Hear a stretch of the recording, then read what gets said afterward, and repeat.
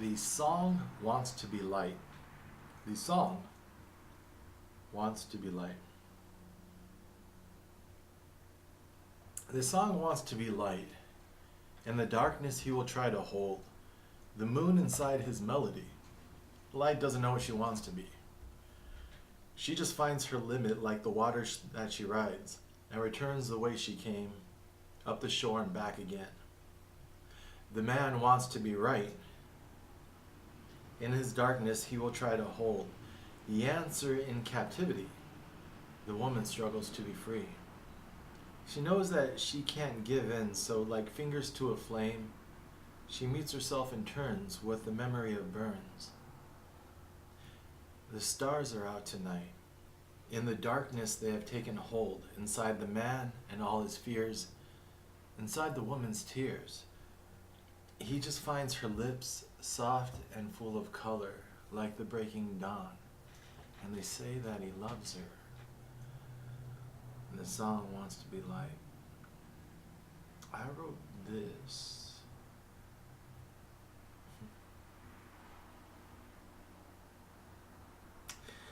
This should be later, because I wrote this in Mexico. So this should be closer to Amnesty, but we'll talk about it now. I went to Mexico, and I guess I could talk about that, and then Amnesty, I'll just talk about Amnesty, because Amnesty is, will take about a half an hour just to read that by itself. In my bouncing around and starting school, starting a job, stopping a job, getting fired from a job, trying to explore my artistic path, trying to explore my romantic path, trying to balance out what do I want out of life, round out what I feel is what it means to be a human being. I don't want to be a recluse. I want to experience love. I don't want to be uneducated just because I'm not going to college, getting books and reading them about politics, about economics, about art, reading what I feel is literary fiction, reading what I feel are like the classics of poetry. So I would also work sometimes for my folks, but then my folks are pretty volatile, as I am. I guess that's where I get my intensity and my passion. So sometimes we fight, we argue, not physically, but we get. I've said stuff to my mom that later on I feel bad about, arguments, almost physical with my dad. And so at one point, we had to blow up working for them in Southern California. From the outside, my life doesn't seem like it has much of a pattern. Since I went into real estate, right now they're a little bit worried maybe until the money comes back. But when I went into real estate, they felt a little bit better that like, all right, you're finally making good on like doing some decent money. I was giving back some money to them. We had some really nice family vacations that I funded, where they thought I was going to stick with that. So I feel like we're going to get back to that place as a family, and me personally. I have no doubt that, once you make money in this life, once you figure out how to do it, it's not that hard to replicate. But back then, they're still concerned. I decided to pull out from the business again after making a little money with them, and they thought I was going to stick with it with the little insurance agency we had, the little family insurance agency. This is around like 2000. When was it? When did Obama get elected? Probably 2007, 2008, I think is what it was. When did I write Amnesty? Just one second. 2007, 2008. So Obama was running for office, because I remember I told my friend, I said, like, I'm not even going to deal with this shit show.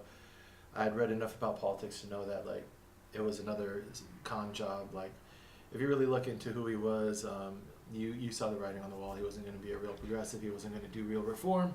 It's pretty much what the record played out, that it's image over substance. Trump is a stupid version of Obama. Both of these are hollow brands, hollow politicians, because they didn't promote any systemic change. The only difference is Trump markets to the more baser, lower common denominator instincts. Obama markets to the popular, like the higher, like intellectual elite. But it's both propaganda. Just one is filet mignon propaganda, and the other one's McDonald's propaganda. But they're both meals that you're not preparing yourself. They're both being fed to you from without. Obama raised record amounts of money from the financial sector, and then he didn't go after them during the recession and during the fallout. He gave sweetheart deals. You just Google the stuff. If you want to know why Obama is technically a bad politician, just Google his record and the wars that he started and supported and furthered. But instead of getting involved in that, I think that I was starting to learn enough and read enough, and that it was going to be a lot, and I decided to go to Mexico. Some of the other documents I go are going to be before then, because this is a little bit out of place, but I'll talk about that Mexican trip. I think it was around 2000. I have to look at my emails, 2006 or 7. Had to blow up with my folks, and I was like, forget you guys. I'd read a lot about politics. I was like, this is getting heavy. I feel like I needed more romance and adventure in my life to round out that author's life, and so and also culture. And so maybe out of guilt for like fighting with my mom and stuff, I was like, let's go check out the Mexican side of my family. Also a little bit of kismet, a little bit of fate. I'm looking on Craigslist, which I'm starting to love. Meeting people, selling stuff, buying stuff. Always, every time I go from Santa Cruz to LA or back to Santa Cruz, up and down California, I'm always getting ride shares, always meeting amazing people. My friends would tell me that I love the captive audience, because just like this, I get to verbally process with someone else in the car, whether they want to be a willing participant or not. They are stuck with me. So I would do that, and then I found a guy who said he was going to Guadalajara. He was driving to Guadalajara from LA. My mom's from Guadalajara. I got family there. So got a fight with my mom at the office. I was like, forget you, I don't need you, I don't need this lifestyle. And also that girl who's on drugs in Southern California, every now and then I circle back to her. She still isn't receptive to my advances. Just adds, salt on the wound, because if you're really stuck on someone, you're stuck on them. I mean, that's why we're still in each other's life right now, because it's better off as a friendship, but there is a connection there. And when I come back, like, even if it's not a romance, it's like the habit hurts. I misstep in my ways to try to help her, because people need to help themselves first, and then I need to retreat from the whole situation. And so a friend of mine told me at the time, he was like, if you don't stop running, if you keep running, you'll never stop. And because I was about to go to Mexico, and he saw this pattern in my life. He was a kid that I stayed with in Berkeley, and he saw that every couple months I'd move somewhere, and then I'd leave, and I'd leave a job, and I'd do this and that. And I tried to explain to him that I felt like I was running to something, not away from something. That it wasn't just because I was leaving this girl who won't date me, or just because I was quitting on school. Like, I wasn't lazy. Like, when I needed money, I would work and I would get money. And I wasn't at a loss for romance, because I was starting to have these little romances and these little, I was starting to realize that I'm attractive to a certain subset of the female population. Not everyone's going to like you, but I was starting to figure out what my type was. That for that, romantic counterpart in the, the female of our species, they vibed with my quirky uniqueness. And if I led with my art and my passion, and I talked about my poems, or I played guitar, or the quirky ones seemed to dig what I was doing. I didn't really know how to segue that into relationships, but I did know that I could get the attention of the female demographic. These are clumsy ways to say these things, but that's how you know they're sincere. So he was like, if you keep, but he went to school for undergrad, graduate degree, he got his PhD. He was very much institutional, and so I couldn't relate to those people on the institutional path, and they couldn't relate to me. And those people I don't stay in touch with so much. I should. He just had a baby, and I'm trying to get more and more pieces of my past back into my life. But it'd be hard to explain to him why I walked away from the real estate career. I had a company, and for 5 years I had the stability and the business and the money that everyone says that I should have been striving for. And then now I just torpedoed that. And these people, sometimes if they don't understand you, then they miscategorize you and they claim that you're running away because it's a reaction or it's a flaw in your character. But I think that's up to you to judge. And I've trusted my own intuition. At that time, I was like, no, I just need to do this. So he didn't understand. I took off, went to Mexico, and I met this guy in LA. And so now we're driving to Mexico. And that's where I wrote this song. The song wants to be light. I'll talk a little bit about the trip on the way down there. We're driving down through Mexico, stopped in Tecate and had a Tecate. That's pretty cool. Tecate, the beer, they make it in Tecate, Mexico. We stumbled around Tijuana looking for like insurance before we hit the road to make sure that we actually had Mexican insurance, so that way if we got in trouble. There's certain parts, like I think Sinaloa, we didn't stop. We just paid for the highway because we heard it was dangerous. Certain parts that we definitely didn't stop in. And then there's parts that we stopped in and we like camped out on the beach. Not so much camping. There's this one story I like to tell because I'm still not sure what happened that night. But me and him were on the beach in this small little town down on the Mexican side of Baja. Yeah, Baja, which is like a peninsula that goes like here we go. Baja goes down here below California, and then there's a gulf, and then there's Mexico proper. And so we're on this side. And then Baja's across the water over here. And we're starting to go down deeper into Mexico. And we're on the ocean somewhere over here. And we stop in this little town. We only have so much money, so we're trying to budget. So we're like, most of the time we're sleeping in the car. We're trying to get to his family in Colima. And then he was going to drive me to Guadalajara. After a couple days on the road, I made peace with my mom through emails. I was like, you know what? I'm sorry I'm such a dick, but I'm just trying to connect with our roots. If you could put me in touch with some family in Guadalajara, I think I'm just going to crash down here for a little bit. And of course, being my mother, she's like, all right, don't worry about it. I've taken a lot of family in. You know, they owe me one. I'm sure they'll accept you with open arms. Ended up staying with an uncle. And I had a tent with me, and I pitched it on his roof. And he was like, oh my gosh, the family's going to like get mad that they're going to claim that I made you stay on our roof. And I was like, I want my hippie adventure. I want my I had books of poetry. So I set the politics aside. I thought I was getting too heavy with that because I could feel when, you know, it's starting to become too much. Like, it gets depressing after a while, reading about politics and about like all these colonized and oppressed people. So now I was just doing pure poetry. I was going to write fiction, and that's why I wrote this poem and some other stuff. This is where I wrote Amnesty, which was supposed to be my book of fiction. I got 100 pages, and then I stopped. I came back and went back to insurance. Abandoned that project, but I think it's a standalone short story on its own. It kind of works. But I did that on the roof of my uncle's house, where like when it rained, once there was a storm and I had to spread myself like a starfish and hold down the tent so it didn't blow off the roof, and I'm like in the tent while like it moves around and stuff. And they're really Christian. The whole family's really Christian, so I would have my weed, but I felt less guilty smoking it up there than I did in his house. So I had a little like pipe packed with a little bit of weed. I didn't smoke as much as I do now, so just 1 or 2 hits would be good for like, you know, the afternoon, and that weed lasted me like for the whole month I was there. Just to go up there, smoke a little bit of weed, burn some candles at night, read my Pablo Neruda and write. So that was good, and that's why I wrote those 100 pages. That was a good place, and most of the setting was his house. So in that short story, that's all like based out of his house. Where did I get that weed? Well, I got that on the trip when we stopped in this little beach town, and we're looking for a place to crash, me and this guy. And then the hotels are all booked up. It's a small little town. There's only like 1 or 2 little hotel hostels, and they don't have any room.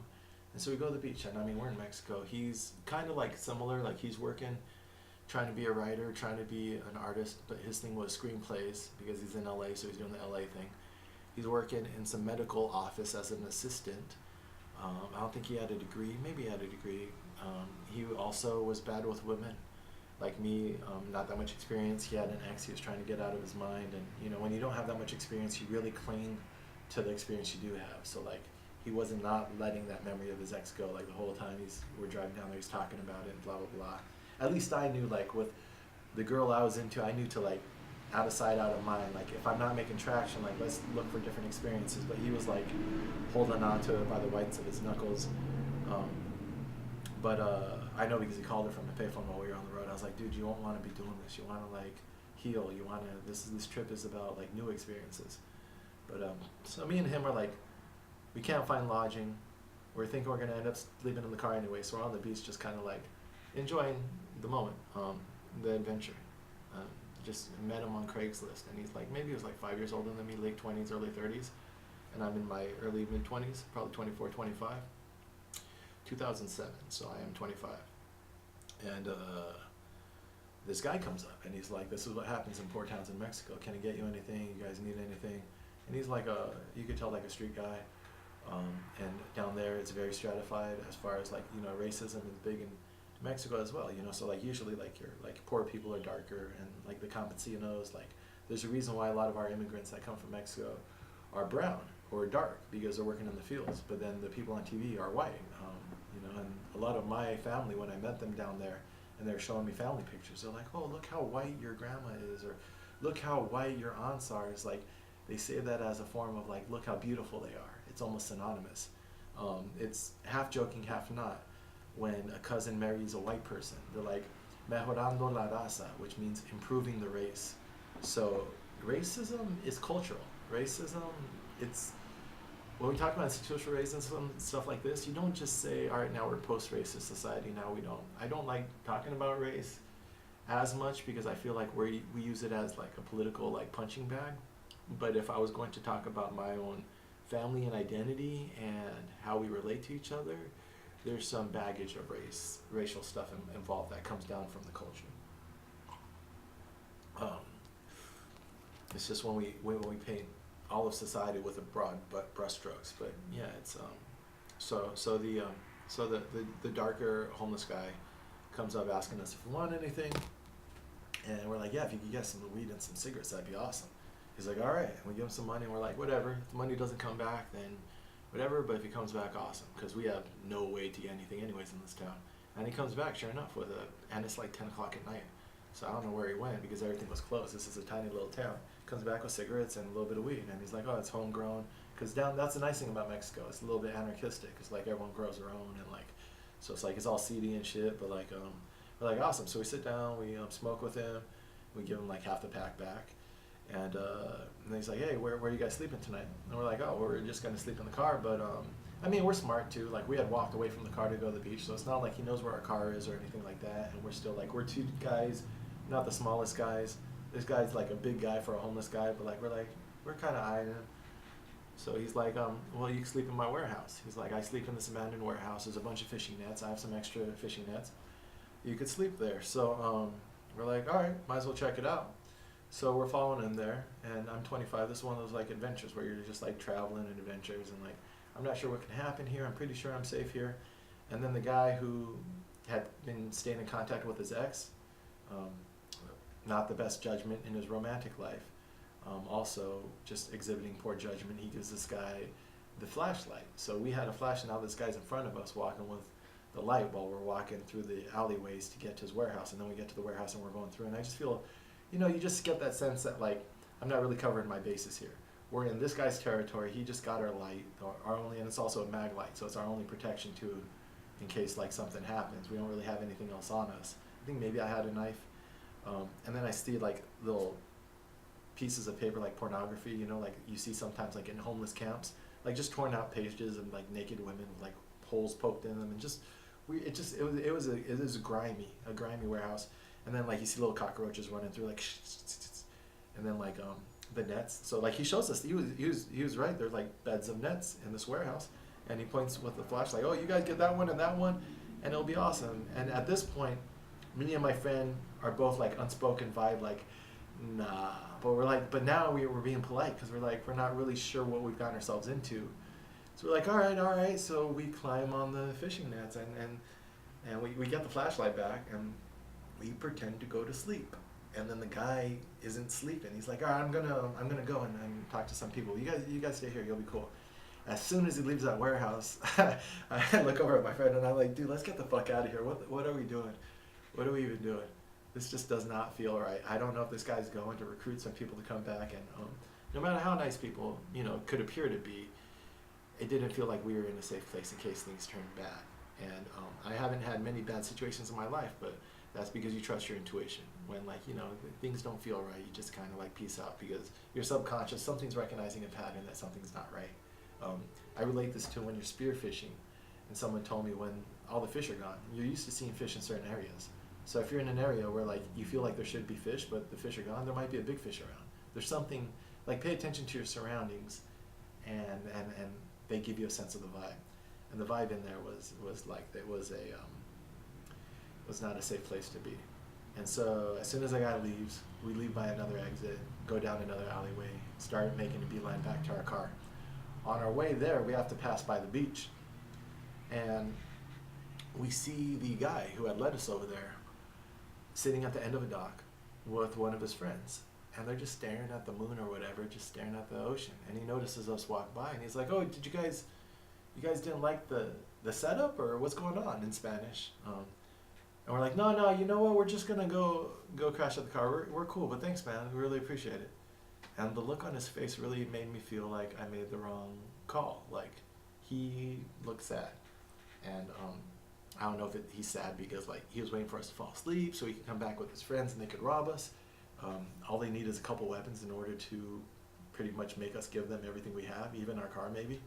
I've heard of plenty crazy stories in Mexico of people getting pulled over at the side of the road and ransomed, getting their cars taken, and even now it's a lot more dangerous than it was back then. This was like 11 years ago. But the way he looked at us also made me feel like maybe we just turned down the hospitality of someone who that's all he could give us. Because we gave him more than enough money for the weed and the cigarettes. We even gave him back a lot of what he purchased for us. And it might have been that he was giving us what he had in return, and this was just a human interaction, and we were turning down his hospitality, and that was like kind of hurt his feelings. But in the end, hopefully he understood that it just didn't really feel right. It's interesting. I wonder about that sometimes, because these people who run across your life, and I wonder about that guy. He made an impression on me with his hospitality and his kindness, but only because we left. If we had stayed there and stayed in the uncomfortable feeling, it's like, and that when you travel, that movie The Beach with Leonardo DiCaprio, he says that at one point. He drinks the snake venom in the intro scenes where he's talking about traveling, and he's like, always leave before it's time to leave. You just get that sense that like when you're traveling, you have a small margin of error, because one bad experience could ruin the whole trip. One life-threatening experience, or one time when you got jumped or you got robbed, and that was your travel budget. So you leave not when you think danger is there, but when there's a potential for danger. So if there's just enough indicators, you just gotta err on the side of, you know what, the car is more comfortable than this anyways, and you know these cockroaches are freaking me out. But I'm sorry, Mexican homeless man, if you took it as rudeness, because that is not what we intended. You were by far one of the nicest people we encountered, one of the most straight up people that we encountered on our little adventure. We went to Colima, we hung out with my friend's family, had some really nice, wholesome times there. They fed us and showed us around town. And I remember in our travels too there, we would stop and he would go to the bars and he'd want to like party and do stuff. And I'd be like, no, because I only had so much money. So I just sit in like an alleyway and just read my book under like the street light. And so I was just being my little like romantic artist reading my politics or poetry or whatever it was I was reading back then under the street light while my friend's getting drunk down the street. But yeah, when you're on one, you're on one. When you're on your artistic kick, and I was on my artistic kick, and that's why some of these works like this work mean so much to me, because it's not just the work itself, it's about where I wrote it. Because some ideas, you know, you get them because they're a mixture of what was in your brain, but also what's in the surroundings.